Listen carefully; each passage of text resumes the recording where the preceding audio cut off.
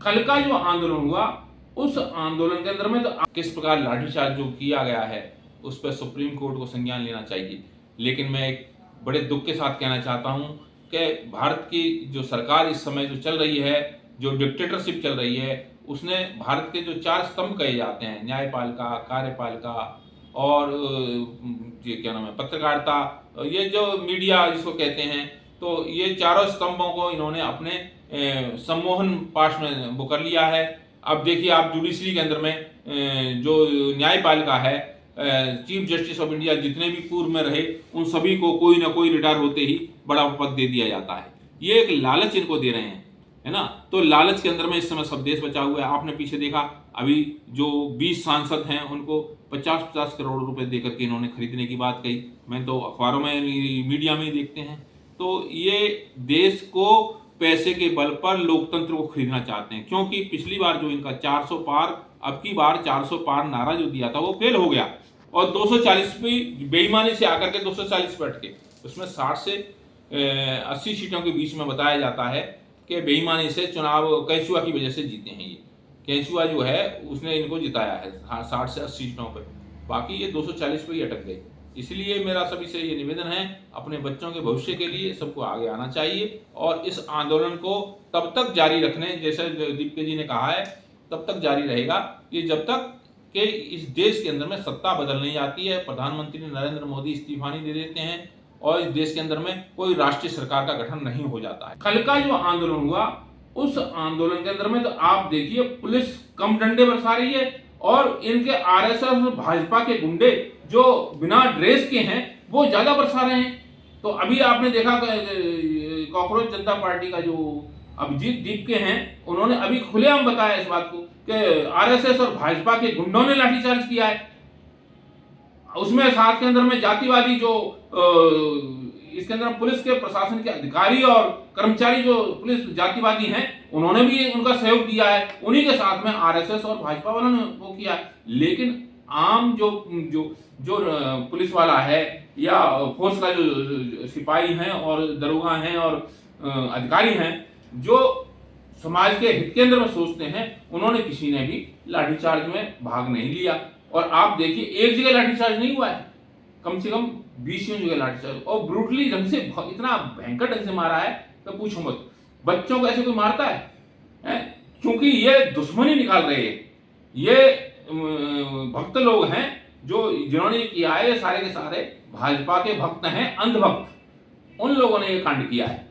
इसकी जांच होनी चाहिए। मैं राष्ट्रपति महोदय जी से भी निवेदन करूंगा कि उन्हें इसका संज्ञान लेना चाहिए और इस सरकार को तत्काल बर्खास्त करना चाहिए, क्योंकि अब कांग्रेस जनता पार्टी ने भी अंतिम समय में यही मान लिया कि नरेंद्र मोदी जो हैं वो धर्मेंद्र प्रधान को नहीं हटा रहे हैं, इसलिए नरेंद्र मोदी को ही हटाओ अभियान शुरू हो गया है। पूरा विपक्ष उनके साथ है। हमारी ये जो आंदोलन है अभी तक तो सिर्फ दिल्ली में था, अब ये पूरे देश में फैल गया है और ये निरंतर चलेगा, जब तक चलेगा जब तक इस देश के से ये प्रधानमंत्री पद से नरेंद्र मोदी इस्तीफा नहीं दे देते हैं, इनका कैबिनेट हट नहीं जाता है, तब तक जो है ये आंदोलन चलेगा और पूरा विपक्ष उनके साथ है। कांग्रेस जनता पार्टी के अभिजीत दीपके ने आंदोलन फिर से वहां पर अनशन शुरू कर दिया है। अभी आपने देखा, वीडियो देख रहा था मैं, तो उस वीडियो में वो अभिजीत दीपके यही कह रहे थे कि मेरा अभी अनशन निरंतर रहेगा और उन्होंने वांगचू साहब ने भी कह दिया है कि वो ये निरंतर आगे बनेगा, आगे निरंतर रहेगा, है ना। अब सभी पार्टियां भी इसको राष्ट्रीय व्यापी उस पर आंदोलन को इसको राष्ट्रव्यापी रूप देने जा रही हैं और हर जिले में, हर कस्बे में, हर विधानसभा और मुख्यालय पर, तहसील मुख्यालय पर यह आंदोलन अब चलाया जाएगा। उसके लिए सभी ने कमर कस ली है और जब तक ये आंदोलन चलेगा, जब तक केंद्र से ये सरकार हटा नहीं दी जाती है, बर्खास्त नहीं कर दी जाती है या ये रिजाइन देकर के चले नहीं जाते हैं और राष्ट्रीय सरकार का गठन नहीं किया जाता है। साथियों, मेरा सभी से निवेदन है कि बच्चों के भविष्य के लिए, इस देश के लोकतंत्र को बचाने के लिए सभी जाति धर्म के लोगों को आगे आना चाहिए अपने बच्चों के भविष्य के लिए और इस देश को फिर से गुलाम, अभी वांगचू जी ने ये कहा था कि ये दूसरी आज़ादी की लड़ाई है, तो आपको ये लड़ाई समय रहते अभी लड़ लेनी चाहिए, जिससे इस देश का, बच्चों का, आने वाली पीढ़ियों का भविष्य सुरक्षित हो सके। सर, जो कल जो जंतर मंतर पर जो आंदोलन कर रहे थे छात्र और आंदोलनकारी, और उन पर जिस प्रकार से कुछ पुलिस वालों ने और कुछ जो बिना वर्दी के पुलिस वाले थे, या जैसे कि कहा जा रहा है दीप अभिजीत जी के द्वारा कि वहाँ पर वो बीजेपी के गुंडे, आरएसएस के गुंडे शामिल होकर जो छात्रों पर पथराव और लाठीचार्ज वगैरह किया है, तो इस विषय को लेकर आप क्या कहना चाहेंगे? अमित भाई, आपको और आपके जितने व्यूअर्स हैं सभी को मेरा सादर जय भीम, नमो बुद्धाय। आज देश में जो डिक्टेटरशिप हो रही है उसके खिलाफ, शिक्षा माफियाओं के खिलाफ, और ख़ासकर शिक्षा माफियाओं का जो मुखिया है धर्मेंद्र प्रधान, उसके खिलाफ, उसके इस्तीफे के लिए सीजेपी ने ये प्रोटेस्ट किया था। ये प्रोटेस्ट चूँकि किसी पार्टी विशेष का नहीं था और किसी विचारधारा से भी जुड़ा हुआ नहीं था, इस वजह से पूरे देश के अंदर में इन लोगों के खिलाफ एक बहुत ही बड़ा जो गुस्सा भरा हुआ था वो कल निकल करके सामने आया है। इन्होंने हर चीज़ को लूटा, पूरे देश को लूट लिया। सरकार का जो रिजर्व फंड था भारत सरकार में 10 लाख रुपए आदरणीय मनमोहन सिंह जी जब प्रधानमंत्री थे तो उनके समय में हमारे देश में रिजर्व फंड रहता था आरबीआई के पास, वो 10 लाख करोड़ रुपए रहता था। और उसके अलावा हमारे देश में 8,000 टन जो है लगभग वो सोना रहता था। तो ये हमारे देश की सुरक्षा थी कि अगर हमें कभी, जैसे हमारे पास रिजर्व फंड भी ख़त्म हो जाता है तो हम सोने से ज़रूरत पे काम निकाल सकते हैं, किसी और कंट्री से या कहीं भी। गोल्ड तो नगद हो, पैसे की तरह है। तो इस वजह से वो फंड था, वो रिजर्व था, चाहे गोल्ड के रूप में है या मुद्रा के रूप में, पैसे के रूप में है। इस सरकार ने जब से आई तो इसने पहले रिजर्व फंड को पहले 7 लाख किया, फिर इसने उसको आरबीआई से 7 लाख करोड़ रुपए छोड़ करके बाकी का पैसा निकाल लिया। और मेरे तो ये समझ नहीं आता, इन्होंने पब्लिक सेक्टर की जितनी भी फैक्ट्रियां थी, कितने भी संस्थान थे, उन सबको इन्होंने बेच दिया। तब भी पेट नहीं भरा तो इन्होंने वो रिजर्व फंड का 10 लाख रुपया भी निकाल लिया। 10 लाख करोड़ रुपया जो रिजर्व फंड में होता है उसमें से पहले 7 किया, फिर उसको 3 कर दिया। अब सुनने में आ रहा है कि अभी जो है इन्होंने गोल्ड भी 1 लाख करोड़ रुपए का गोल्ड बेच दिया। भारत के इतिहास में जब से भारत आज़ाद हुआ, ये जो यहाँ पे जो दिख रहा है, चाहे वो स्कूल हो हर गांव के अंदर में, या जो भी इंफ्रास्ट्रक्चर पूरे देश के अंदर बना है, वो भारत जब आज़ाद हुआ था तब कुछ नहीं था। भारत में एक कील भी नहीं बनती थी। तो ये जितना भी इंफ्रास्ट्रक्चर दिख रहा है वो सब का सब जो है भारत आज़ाद होने के बाद में, पंडित जवाहरलाल नेहरू के टाइम में, श्रीमती इंदिरा गांधी जी के टाइम में और फिर मनमोहन सिंह जी के टाइम में ये जो है इंफ्रास्ट्रक्चर पूरे देश के अंदर खड़ा हुआ। 2008 में पूरे विश्व में मंदी आई थी, लेकिन भारत में मंदी नहीं आई। मालूम भी नहीं पड़ा कब मंदी आई विश्व के अंदर और कब चली गई। उसका कारण सिर्फ एक था कि हमारे पास एक ऐसा अर्थशास्त्री था जिसने जीरो से शुरू करके 1991 में जब भारत के गोल्ड जो है 20 टन गोल्ड जो है रिजर्व फंड में से, रिजर्व गोल्ड में से 20 टन गोल्ड जो है ब्रिटिश गवर्नमेंट के यहाँ गिरवी रखा गया था। तब जाकर के केंद्रीय सरकार को पैसे दिया गया था। ये 91 की बात है। उस समय चंद्रशेखर जी जो है प्रधानमंत्री थे भारत के। तो उसी साल जो है हमारे जो पूर्व प्रधानमंत्री श्री राजीव गांधी जी को बम से उड़ा दिया गया था। आपको सबको संज्ञान है, 21 मई 1991 को जब चुनाव हो रहे थे, दौरान चुनाव ही उनकी हत्या कर दी गई थी। तो उसके बाद में जब सरकार बनी तो वो सरकार बनी पीवी नरसिंह राव जी की। पीवी नरसिंह राव जी जब कांग्रेस के प्रधानमंत्री बने तो उसके अंदर में वो सबसे पहले देश की माली हालत के लिए चिंतित थे कि देश इस समय बिल्कुल क्या बोलते हैं, दिवाला की कगार पर खड़ा हुआ है, तो उसको कैसे उबारा जाए। उसके लिए उन्होंने जो है क्या नाम अपने डॉक्टर मनमोहन सिंह जी के पास में जाकर के उन्हें वित्त मंत्री के रूप में शपथ के लिए उनको बोला। तो उन्हें यकीन भी नहीं हुआ कि क्या मुझे वित्त मंत्री बनाया जा रहा है। वो भारत सरकार के गवर्नर रहे, सचिव रहे, वित्त सचिव रहे, लेकिन भारत के अंदर में उनको जो है वित्त मंत्री के रूप में शपथ दिलाने की पी नरसिंह राव जी ने कही कि तुम ही हो जो एक इस देश के अंदर में आर्थिक संकट से उबार सकते हो। तो उन्होंने जब आए तो उनको शपथ दिलवाई गई। शपथ दिलवा करके और उन्होंने वित्त मंत्री का कार्यभार संभाला और उन्होंने देश के अंदर में कुछ बेसिक बदलाव किए। उसके अंदर में FDI, फॉरेन डायरेक्ट इन्वेस्टमेंट जो होता है, फॉरेन डायरेक्ट इन्वेस्टमेंट FDI के जो है उसके अंदर में उन्होंने बहुत से बदलाव करके FDI विदेशों से मंगाना शुरू किया।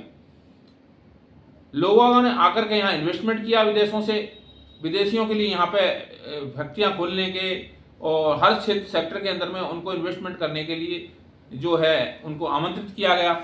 उसका ये परिणाम हुआ कि देश के अंदर में FDI के रूप में एक बहुत ही बड़ा भंडार हमारे पास में इकट्ठा उन्होंने कर लिया। तो हमें कोई भी चीज़ बाहर से मंगानी पड़ती है तो उसके लिए फॉरेन मनी जैसे डॉलर है या वो अगर हमारे पास नहीं होगा तो हम उन चीज़ों को नहीं मंगा सकते। इसलिए FDI बहुत ज़्यादा इम्पोर्टेंट है भारत के अंदर में। इंपोर्ट करने के लिए कुछ भी चीज़ हमें इंपोर्ट करनी है तो उसमें पैसा खर्च होता है। धीरे धीरे करके इन्होंने पूरे देश को जो इनको एक 1991 से लेकर के और जब जब कांग्रेस की सरकार रही तो जो डॉक्टर मनमोहन सिंह की जो नीतियां थी उनके आधार पर यह देश धनाढ़ देश बन गया। लगभग विकसित देश की बात करने लग गए लोग। विकासशील देश है लेकिन विकसित भारत की बात हो गई थी और भारत का GDP 10%, जब से भारत आज़ाद हुआ है तब से लेके आज तक 10% जो है हमारे देश की कभी भी GDP नहीं रही कि 10% हमारा वो जो है हमारी ग्रोथ, GDP की जो ग्रोथ है 10% के उस पर आ जाए। ये डॉक्टर मनमोहन सिंह के समय ही ये कमाल हुआ। जबकि चाइना जैसे विकसित देश जो आज विकसित देश है उसकी कभी भी 6-6.5% से ज़्यादा उसकी ग्रोथ नहीं रही, लेकिन भारत की ग्रोथ 10% तक पहुंच गई। उस पैसा जो इस देश के अंदर जो विदेशों से ला के इकट्ठा किया था डॉक्टर मनमोहन सिंह ने, एयरपोर्ट और जो ATM, बैंकों का नवीनीकरण, सब काम में जो रिफॉर्म किया था वो डॉक्टर मनमोहन सिंह के टाइम पे हुआ था। तो उनको ये मौनी बाबा कहते थे, मौनी बाबा कहते थे। बाबा और डॉक्टर मनमोहन सिंह कभी भी जो है ज़्यादा बोलते नहीं थे, वो लिमिटेड बोलते थे, संयम रह के बोलते थे, संयमित ही कार्य करते थे। विदेशों में उनकी बहुत ज़्यादा इज्जत थी, भारत की साख इतनी ज़्यादा बढ़ी तो उसका कारण सिर्फ और सिर्फ डॉक्टर मनमोहन सिंह थे। फिर आते हैं हमारे 2013 के अंदर में आपने देखा कि गुजरात के मुख्यमंत्री आदरणीय मोदी जी, पुराने वीडियो उनके देखिए आप, कितना तंज कसते हैं, कितना वो करते हैं।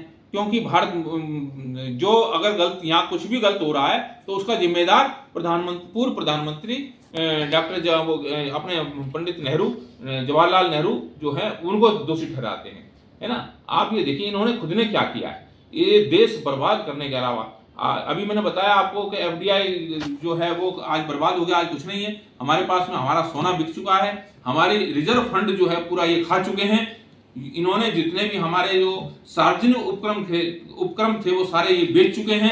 अब इस देश के ऊपर ये राजशाही लाना चाहते हैं ताकि आम जनता को गरीब बनाया जा सके। और उसका जैसे उन्होंने धर्मेंद्र प्रधान बना रखे हैं ऐसे इनके सारे मंत्री, इन्होंने अलग अलग माफिया हैं ये सब के सब। इन्होंने जितने भी मंत्री हैं उन सबको ये माफिया हैं ये सब के सब। और अपने अपने विभाग के अंदर में, चूंकि एक विभाग का अरबों रुपए का बजट होता है और एक विभाग के अंदर में इन्होंने जो है जितने भी मंत्री बना रखे हैं उनका सबका एक ही काम है, इनके सबके बच्चे विदेशों में पढ़ रहे हैं ज़्यादातर के, और एक आध के हों तो मैं कह नहीं सकता हूँ, लेकिन ज़्यादातर के बच्चे विदेशों में पढ़ रहे हैं। और यहाँ पे झंडा उठाने के लिए इन्होंने अपने भक्त जो पैदा कर लिए, उन मूर्खों को ये भी नहीं पता है भक्तों को कि ये उन्हीं को ही गुलाम बनाने की योजना बना रहे हैं। जो इनके भक्त हैं उनको ही ये गुलाम बनाने की योजना बना रहे हैं। अब आने वाले टाइम के अंदर में अभी जो ये हुआ है ये शिक्षा के ऊपर हुआ, इससे पहले किसानों के लिए हुआ। समझो आप, समय समय पर जो है आंदोलन हुए हैं, लेकिन ये शिक्षा वाला आंदोलन जो है ये बच्चों का आंदोलन है, युवाओं का आंदोलन है। युवाओं को नौकरी नहीं मिल रही है, युवाओं के जो एग्जाम हो रहे हैं उनके पेपर, नीट पेपर लीक हो रहे हैं, उसकी वजह से ये बेचारे फ्रस्ट्रेट हैं। जो बच्चा पहले शिक्षा बचपन से पढ़ करके यंग होता है, तब तक माँ बाप उसको शिक्षा दिलाते हैं। शिक्षित होने के बाद में माँ बाप अपेक्षा करते हैं कि उसकी कहीं नौकरी लग जाएगी अच्छी, जिससे फिर उनका परिवार आगे बढ़ेगा, आगे चलेगा, उनका जीवन आगे निरंतर ऐसे ही चलता है। तो अब जो है इन्होंने पूरे जो है शिक्षा पे कब्जा कर लिया। आपने देखा पिछले दिनों इन्होंने हरियाणा के अंदर में प्राथमिक शिक्षा का बंटाढार कर दिया है। एक एक स्कूल बनाने में, ये जो जितने स्कूल बने वहां पे हरियाणा के अंदर सरकारी स्कूल, वो एक दिन में तो नहीं बन गए, धीरे धीरे बने। पैसा गवर्नमेंट देती थी और बन जाता था, शिक्षक वहां नौकरी करते थे। इन्होंने वहां की शिक्षा का बंटाढार कर दिया हरियाणा का। ये यूपी का बंटाढार करना चाहते थे, लेकिन यूपी के अंदर में पब्लिक सक्रिय जानकार थी और वो यहाँ का समाज जो है जागरूक है, उसने विरोध कर दिया, तो इनकी यहाँ प्लानिंग सक्सेस नहीं हो सकी। हर जिले में, हर कस्बे में, हर विधानसभा और मुख्यालय पर, तहसील मुख्यालय पर ये आंदोलन अब चलाया जाएगा। उसके लिए सभी ने कमर कस ली है और जब तक ये आंदोलन चलेगा, जब तक केंद्र से ये सरकार हटा नहीं दी जाती है, बर्खास्त नहीं कर दी जाती है, या ये रिजाइन देकर के चले नहीं जाते हैं और राष्ट्रीय सरकार का गठन नहीं किया जाता है। साथियों, मेरा सभी से निवेदन है कि बच्चों के भविष्य के लिए, इस देश के लोकतंत्र को बचाने के लिए सभी जाति धर्म के लोगों को आगे आना चाहिए अपने बच्चों के भविष्य के लिए। और इस देश को फिर से गुलाम, अभी वांगचुक जी ने ये कहा था कि ये दूसरी आज़ादी की लड़ाई है, तो आपको ये लड़ाई समय रहते अभी लड़ लेनी चाहिए, जिससे इस देश का, बच्चों का, आने वाली पीढ़ियों का भविष्य सुरक्षित हो सके। इन्हीं शब्दों के साथ मैं अपनी बात समाप्त करना चाहता हूँ। सभी को सादर जय भीम, नमस्कार, जय भीम, नमो बुद्धाय।